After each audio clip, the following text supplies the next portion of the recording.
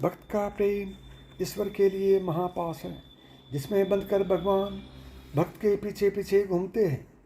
इस भगवत प्रेम में न ऊंच है, न नीच, न छोटा न बड़ा, न मंदिर है, न जंगल, न धूप है, न चैन है, तो बस प्रेम की पीड़ा।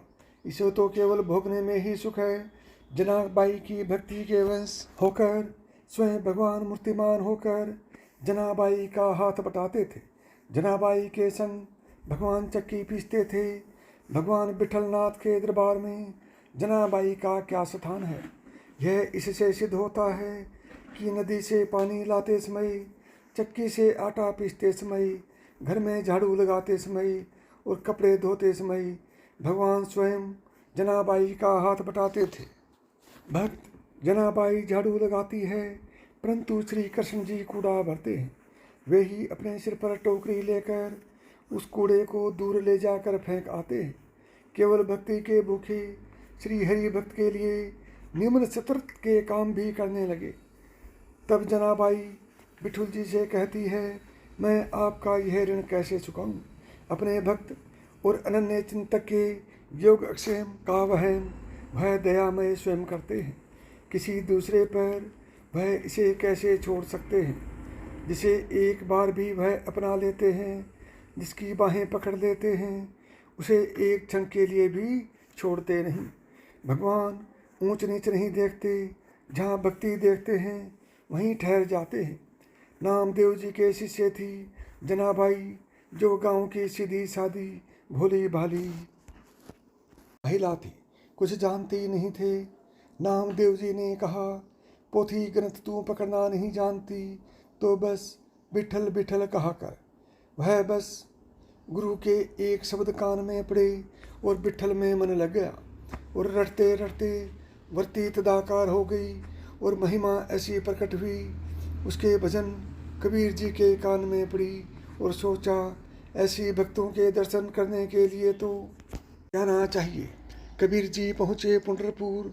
पता पूछते पूछते वो एक छोटी सी गली और घास की कुटिया में रहते हैं। ये क्या हुआ कबीरदास जी। कबीरदास जी के साथ वहाँ एक दुर्घटना घट गई कि जनाबाई झगड़ रही थी अपनी पड़ोसन के साथ। अब आप ही कहिए, आप किसी महात्मा के दर्शन करने जाएं तो वो किसी के साथ झगड़ता नजर आए हैं तो आपको कैसा लगेगा। सारी श्रद्धा तो पानी हो जाएगी ना। कबीर जी क्या सोच कर गए कि बड़ी नाम निष्ठा भक्ति है, झगड़ भी रही है। इसके लिए गोबर के ऊपरों के लिए। अब कबीर जी ने कहा कि अब झगड़ा हो भी रहा है, किसी हीरे मानिक के लिए नहीं, गोबर के ऊपरों के लिए। तो कबीर जी ने जनाबाई से पूछा कि बाई, झगड़ा भी कर रही हो तो किसके लिए। तो जनाबाई ने पूछा, तुम कौन हो, तुम आए क्यों। जनाबाई ने कहा, मेरे उपले साधारण नहीं हैं। तो कबीर जी हंस दिए, और गोबर का ही तो है, इसमें असाधारण क्या है। जनाबाई बोली, मेरे उपले तो भजन करते हैं, मेरे उपले तो बिट्ठल बिट्ठल बोलते हैं। इसने मेरे उपलों में अपने उपले मिला दिए, इसलिए जखड़ती है।